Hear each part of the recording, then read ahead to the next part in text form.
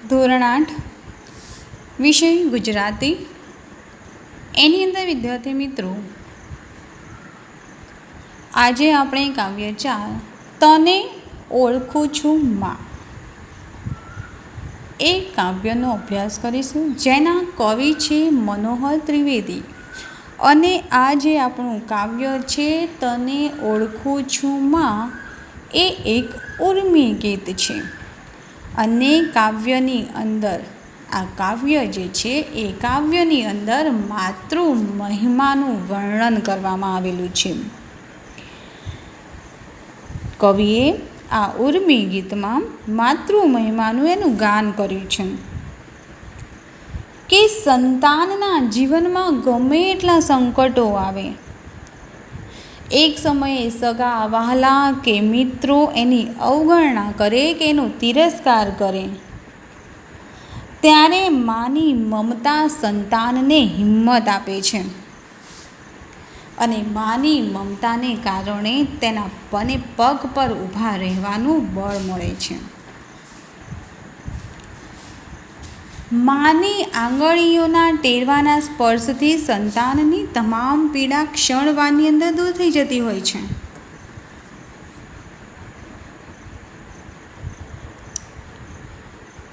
અને કવિ ને માતે માતાનું સ્મરણ તીર્થરૂપ લાગે છે. આથી કવિ માના સ્મરણોને તીર્થરૂપ માનીને તેની પરિક્રમા કરે છે. એટલે આ કાવ્યની અંદર કવિએ માતાના કે એક માતા પોતાના બાળક માટે કેટલું કરે છે. માની તોલે ક્યારેય કોઈ આવી શકતું નથી અને ક્યારેય કોઈ આવી શકવાનું પણ નથી. એટલે કહેવત છે કે મા તે મા, બીજા બધા વગડાના બા. એક મા પોતાના બાળક માટે જેટલું કરે એટલું અન્ય કોઈ કરી શકતું નથી.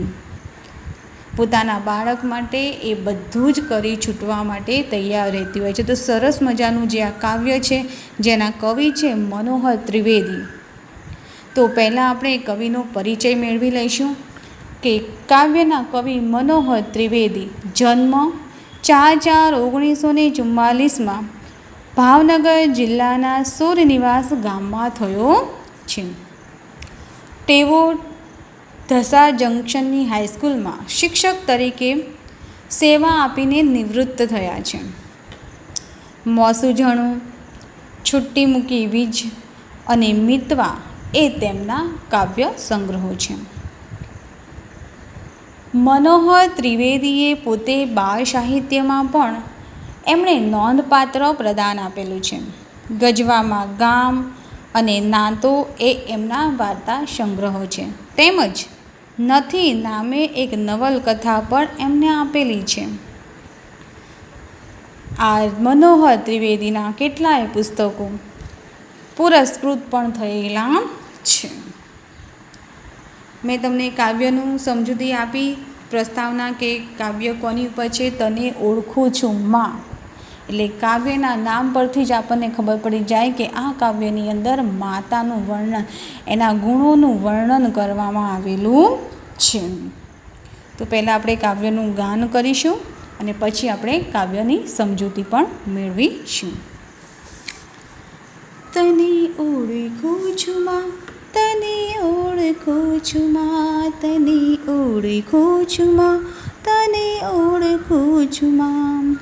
સરે અચાનક હોઠેથી બસ એક વેણ દેખમ માં. સરે અચાનક હોઠેથી બસ એક વેણ દેખમ માં. તને ઓળખું છું માં, તને ઓળખું છું માં, તને ઓળખું છું માં, તને ઓળખું છું માં. ખમ્મા કહેતા પાપણ પરથી નહીં ખરેલા આંસુ. ખમ્મા કહેતા પાપણ પરથી નહીં ખરેલા આંસુ. ઘરને વરસે છે ચોમાસું. ઘરને ખૂણે એકલવાયું વરસે છે ચોમાસું. તને ઓળખું છું માં, તને ઓળખું છું માં, તને ઓળખું છું માં, તને ઓળખું છું માં. મળે લહેર કી હાઉ ભલે હું લો ઝરતા માર્ગમાં. મળે લહેર કી હાઉ ભલે હું લો ઝરતા માર્ગમાં. તરણા પેઠે ચાવે કે હડસે લે કોઈ ફેંકે. તરણા પેઠે ચાવે કે હડસે લે કોઈ ફેંકે. પગ પર ઊભો થાઉ પરી તારી મમતાના ટેકે. પગ પર ઊભો થાવ પરી હું તારી મમતાના ટેકે. તને ઓળખું છું માં, તને ઓળખું છું માં, તને ઓળખું છું માં, તને ઓળખું છું માં. દસે ટેરવા અડે ને પીડા છું થાતી પડે ભરમાં. દસે ટેરવા અડે ને પીડા છું થાતી પર ભરમાં. ઘરથી જાઉં દૂર છતાં હોય આંખની સામે. ઘરથી જાઉં દૂર છતાં તું હોય આંખની સામે. તને ઓળખું છું માં, તને ઓળખું છું માં, તને ઓળખું છું માં, તને ઓળખું છું માં. કોણ અભાગી હોય જેમ માને આમ સદા ના પામે. કોણ અભાગી હોય જે માને આમ સદા ના પામે.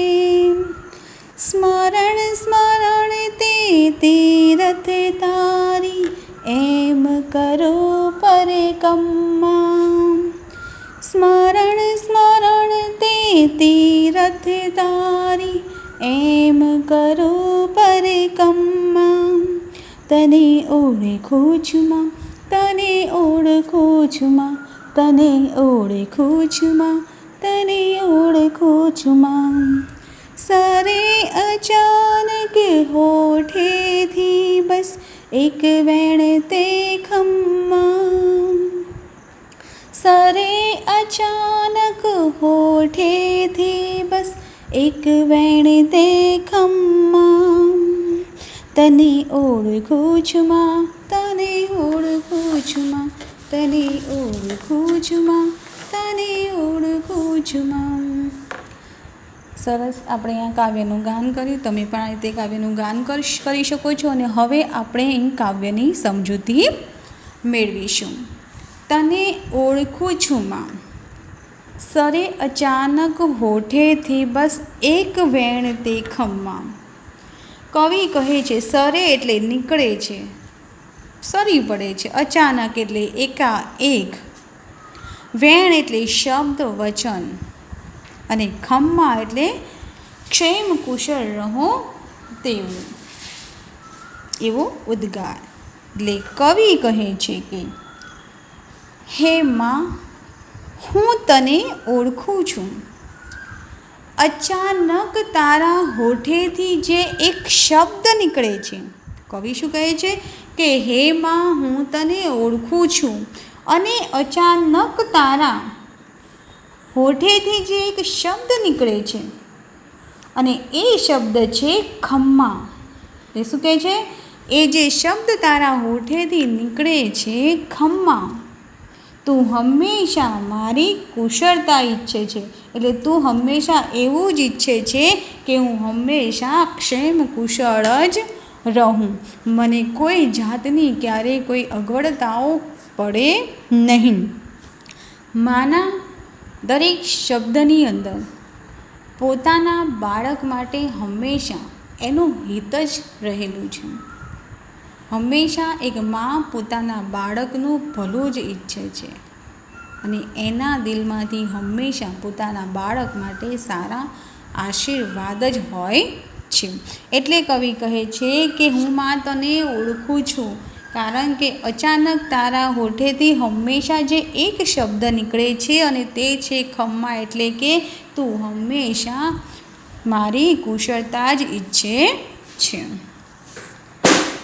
ખમ્મા કહેતા પાપણ પરથી નહીં ખરેલા આંસુ, ઘરને ખૂણે એકલ વાયુ વરસે છે ચોમાસું.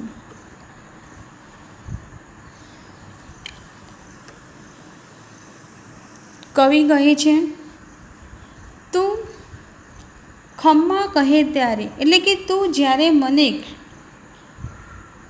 ક્ષેમ કુશળ રહો એવું જ્યારે તું કહે છે, ત્યારે તારી પાપણ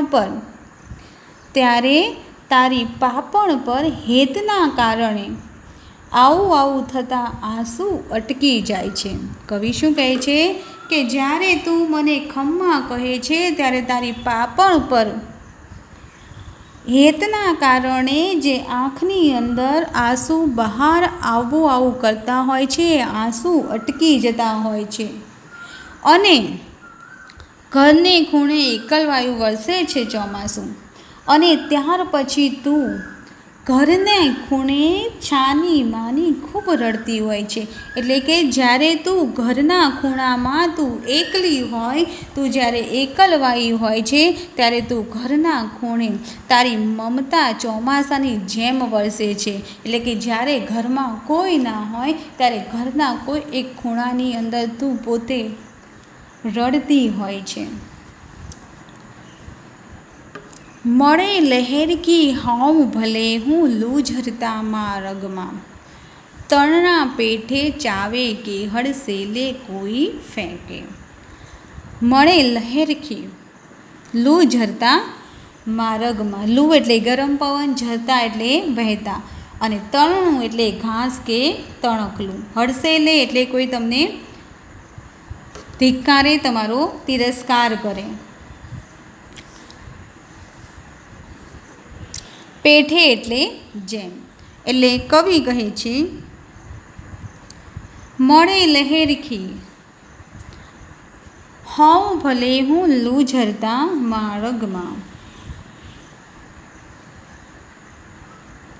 કવિ કહે છે કે મારા જીવનમાં ભલે અનેક સંકટો રૂપી લૂ ઝરતી હોય, એટલે કહે છે કે મારા જીવનમાં ગમે એટલા સંકટો આવતા હોય, ગમે એવી પરિસ્થિતિ આવતી હોય, ગમે એવી મારે વેદનાઓ, દુઃખ કે તકલીફોને સહન કરવી પડતી હોય, ત્યારે મને તારી મમતાની ઠંડી લહેર મને મળતી રહે છે. તારી મમતાના જે વરસાદની જે લહેરકી છે, એનો જે પ્રેમ છે એ મને મળી રહે છે. કે ભલે હું ગમે ત્યાં હોય, મને જીવનમાં ગમે એવી મુશ્કેલીઓ પડતી હોય, રસ્તામાં ગમે તેવી મારા જીવનમાં ગમે એવા સંકટો હોય, ગમે એવી દુઃખ કે પરિસ્થિતિ આવી હોય, ગમે એટલી દુઃખ કે વેદનાઓ મારે સહન કરવી પડતી હોય, ત્યારે તારી મમતાના જે વરસાદની જે લહેરખી છે એ મને મળી જાય છે. એટલે કે તારો જ્યારે પ્રેમરૂપી હાથને તારામાંથી જે શબ્દો મારા માટે વચન નીકળે છે, બસ એનાથી મારા તમામ દુઃખો દૂર થઈ જતા હોય છે. પગ પર ઊભો થાવ ફરી તારી મમતાના ટેકે, દસે ટેરમાં અડે ને પીડા છું થાતી પળભરમાં. શું કહે છે? ટેકે એટલે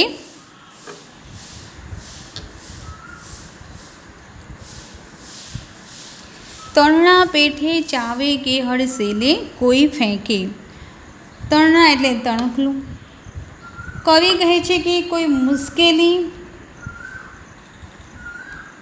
મારા જીવનમાં આવે, કોઈ મને તણનાની જેમ ચાવે કે મને હડસેલે, કે કોઈ મારી ઉપેક્ષા કરે કે મને ધિક્કારે, શું કહે છે કે કોઈ મને તરણાની જેમ સૂકું ઘાસ હોય એ સહેજ પવન આવે ને આમથી આમ ફંગોળાયા કરતું હોય છે.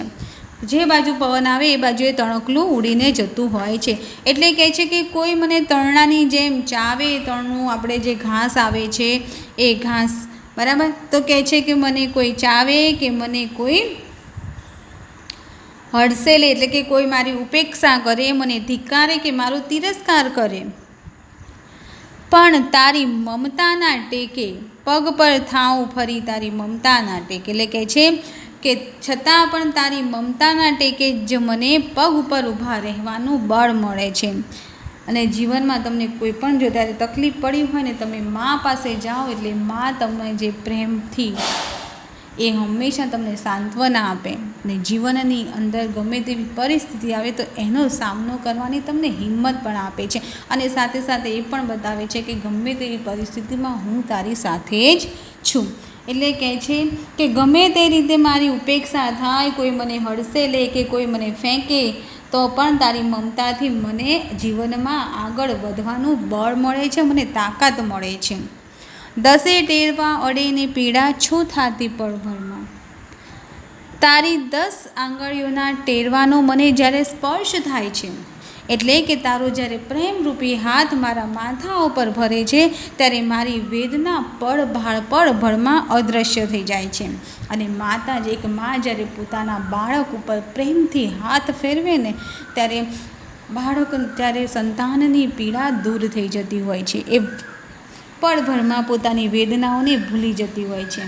એટલે કે હું મારી પોતાની શક્તિથી પાછો ફરીથી ઊભો થઈ જાઉં છું અને તું જેવી મારા ઓવારણા લે છે, એટલે કે જ્યારે તું મારા માથે જ્યારે હાથ ફેરવે છે, એટલે કે મને જ્યારે આશીર્વાદ આપે છે, ત્યારે મારી જે પીડા છે બધી જ પીડા મારી અદૃશ્ય થઈ જતી હોય છે. ઘરથી જાઉં દૂર છતાં તું હોય આંખની સામે. કોણ અભાગી હોય જે મને માને આમ સદા ન પામે. કહે છે કે હું ઘરથી ભલે ગમે એટલો દૂર જાઉં, ગમે એટલો હું ઘરેથી દૂર હોઉં, છતાં તું મારી આંખ સામે જ હોય છે.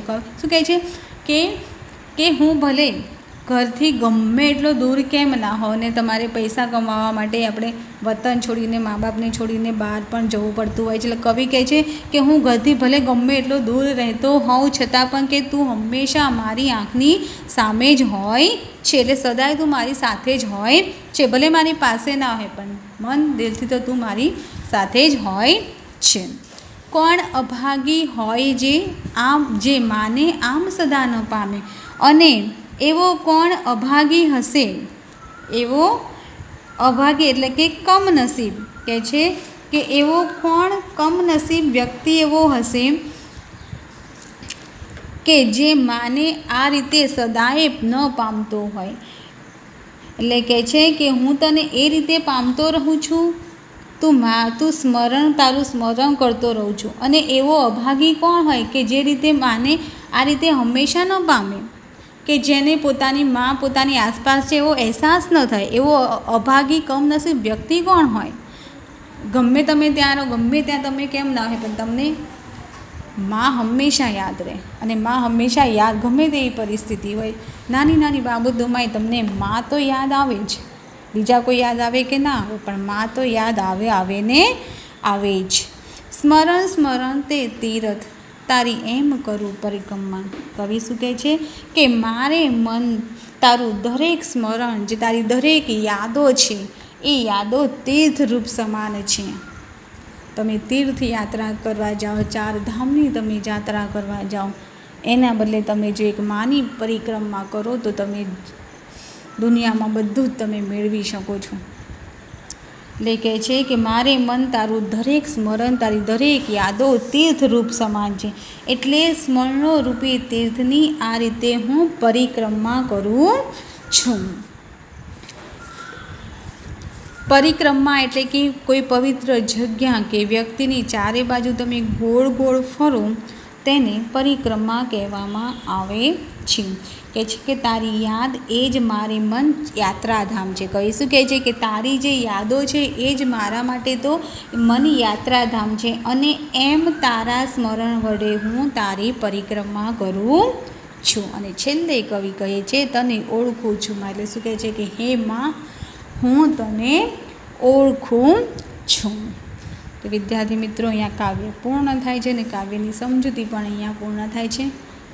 કાવ્ય માં વિશેનું છે, ને માં વિશે તો આપણે જેટલું કહીએ ને એટલું ઓછું પડે. માં વિશે કહેવા જઈએ તો ઘણું બધું છે, કારણ કે ભગવાને માને બનાવી છે જ એવી. દુઃખો સહન કરે, પીડા સહન કરે, અને પોતાના સંતાન માટે તો કંઈ પણ કરી છૂટવા માટે માં હંમેશા તૈયાર રહેતી હોય છે. એટલે માના ગુણો ગાવા આપણા માટે ખૂબ જ મુશ્કેલ છે. માના ગમે એટલા ગુણો ગાઈએ છતાં પણ એ ઓછા જ છે, કારણ કે માની તોલે ક્યારેય કોઈ આવી શક્યું નથી, ને ક્યારેય કોઈ આવી શકવાનું પણ નથી. તો અહીંયા આપણું કાવ્ય પૂર્ણ થાય છે. હવે કાવ્યની જે શબ્દ સમજૂતી છે એ જોઈશું આપણે. સરે એટલે નીકળે, ખમ્મા એટલે ક્ષેમ કુશળ રહો, દુઃખ ન થાવ એવો ઉદ્ગાર, પરકમ્મા એટલે પવિત્ર જગ્યા કે વ્યક્તિની ચારે બાજુ આપણે જે ગોળ ગોળ ફરીએ છીએ તે, ટેરવું એટલે આંગળીઓના છેડાનો ભાગ. અભ્યાસ: નીચેના પ્રશ્નોના ઉત્તર માટે આપેલા વિકલ્પોમાંથી સાચો ઉત્તર શોધીને તેનો ક્રમ અક્ષર તમારે પ્રશ્ન સામેના ચોરસ ખાનામાં તમારે લખવાનો છે. પહેલો પ્રશ્ન છે, બાળકના ક્ષેમ કુશળ માટે માતાના મુખેથી કયો શબ્દ વારંવાર સરી પડે છે? તો કયો શબ્દ? તો કાવ્યના શરૂઆતમાં જ આપેલો છે ખમ્મા શબ્દ, ક. બીજું છે, બાળકનું દુઃખ લઈ લેવાના ભાવથી માતા શું કરે છે? તો બાળકનું દુઃખ લઈ લેવાના ભાવથી માતા એના ઓવારણા લે છે, એને સારા આશીર્વાદ આપે છે. પ્રશ્ન 2, નીચેના પ્રશ્નોના 1-2 વાક્યોમાં ઉત્તર આપો. પ્રશ્ન 1, કવિને માતાની લહેરખી ક્યારે અનુભવાય છે? પ્રશ્ન પહેલો છે કે કવિને માતાની લહેરખી ક્યારે અનુભવાય છે? તો કવિના જીવનમાં જ્યારે અનેક સંકટો આવે છે અને એની વેદના તેમને સહેવી પડે છે, ત્યારે તેમને માતાની જે મમતા છે એ મમતાના વરસાદની લહેરખી અનુભવાય છે. કે જ્યારે કવિના જીવનમાં અનેક સંકટો આવે છે અને એની વેદના તેમને જ્યારે સહન કરવી પડે છે, ત્યારે તેમને માતાની મમતાના વરસાદની લહેરખી અનુભવાય છે. પ્રશ્ન 2, માની મમતાને ન પામી શકનાર માટે કવિ કયો શબ્દ વાપરે છે? તો માની મમતાને ન પામી શકનાર વ્યક્તિ માટે કવિ અભાગી શબ્દ એવો વાપરે છે. પ્રશ્ન 3, કવિ માતાની પરિક્રમા કેવી રીતે કરે છે? તો કવિને મન માતાનું પ્રત્યેક સ્મરણ એ તીર્થ છે. કવિને મન માતાનું પ્રત્યેક સ્મરણ એ તીર્થ છે એમ માનીને કવિ માતાની સ્મરણોરૂપી તીર્થની પરિક્રમા કરે છે. પ્રશ્ન 4, એકલવાયુ વરસે છે ચોમાસું એવું કવિ કયા સંદર્ભે કહે છે? તો જ્યારે સંતાનો દૂર હોય ત્યારે માં એકલવાયુ જીવન વ્યતીત કરતી હોય છે, અને ત્યારે માની આંખમાંથી આંસુ નહીં પણ તેની મમતા ચોમાસાની જેમ વરસે છે. એની પોતાના સંતાનો પ્રત્યે જે મમતા રહેલી છે, જે પોતાના સંતાનો પ્રત્યેનો જે પ્રેમ રહેલો છે, એ પ્રેમ ચોમાસાની જેમ એની આંખોમાંથી વરસે છે, અને એ સંદર્ભમાં એકલ વરસે છે ચોમાસું એમ કવિ કહે છે. માં ક્યારે બધાની સામે નથી રડતી. પ્રશ્ન સ્વાધ્યાય આવે છે. હવે અભ્યાસ પૂર્ણ થાય છે. સ્વાધ્યાયમાં નીચેના પ્રશ્નોના ઉત્તર આપો. કવિ માતાની મમતા કયા કયા પ્રસંગે અનુભવે છે? કવિ માતાની મમતા કયા કયા પ્રસંગે અનુભવે છે? તો જ્યારે કવિના જીવનમાં સંકટ કે કોઈ મુશ્કેલી આવે છે, જ્યારે સગા સંબંધીઓ કે મિત્રો એમને હળસે લે છે, તેમની ઉપેક્ષા કરે છે, તેમને ધિક્કારે છે કે તેમને તિરસ્કાર કરી તેમને એક તરફ ફેંકી દે છે, ત્યારે કેવળ એમની માની મમતા જ એમને ટેકો આપે છે. પ્રશ્ન 2, તમને તમારી માતા ગમે છે, એના કારણો કે પ્રસંગો જણાવો. આ પ્રશ્ન વિદ્યાર્થી મિત્રો તમારે જાતે લખવાનો છે કે તમને તમારી માતા ગમે છે, તો એના કારણો તમારે અહીંયા જણાવવાના છે. પ્રશ્ન 3, મોટા થઈને તમે તમારી માતાનું ઋણ કેવી રીતે અદા કરશો? તો એ પણ પ્રશ્ન તમારે જાતે મૌખિક જ લખવાનો છે કે તમે જ્યારે મોટા થાવ ત્યારે તમે તમારી માતાનું ઋણ તમે કેવી રીતે અદા કરશો?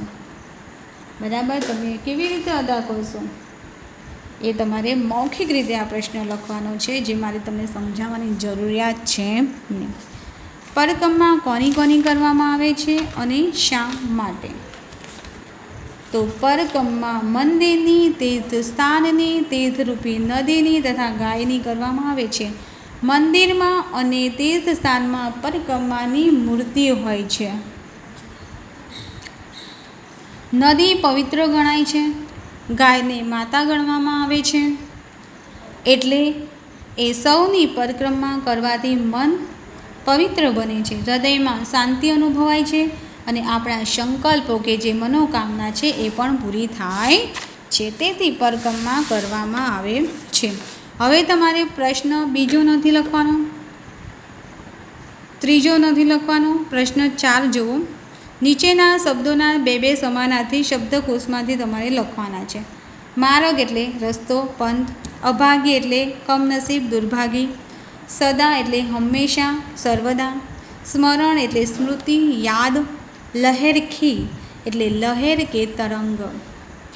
બીજું છે, નીચેના શબ્દોના સમાનાર્થી શબ્દો કાવ્યમાંથી તમારે શોધીને લખવાના છે. શબ્દો તમારે આપેલા જ છે. આંખ માટે કયો શબ્દ છે? સમુદ્ર માટે આકાશ, શશી, રાત્રિ.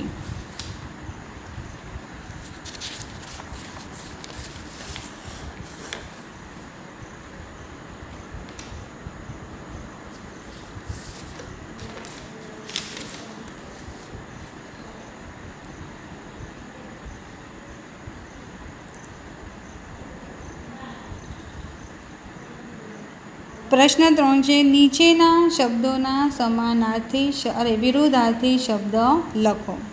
વિરોધાર્થી શબ્દમાં છે અભાગી એટલે સુભાગી અથવા તો સદભાગી, સ્મરણ એટલે વિસ્મરણ. અને પ્રશ્ન 2 છે કે નીચેના શબ્દના સમાનાર્થી શબ્દો કાવ્યમાંથી શોધીને લખવાના છે. તો આંખ માટે શબ્દ આપેલો છે અંદર. કાવ્યમાં કયો શબ્દ આપે છે? આંખ માટે આંખ શબ્દ જ છે. પછી સમુદ્ર તો સાગર, દરિયો. આકાશ, ગગન, નભ. શશી એટલે ચંદ્ર, મયંક. અને રાત્રિ એટલે રજની, નિશા. તો વિદ્યાર્થી મિત્રો, અહીંયા આપણું કાવ્ય પૂર્ણ થાય છે.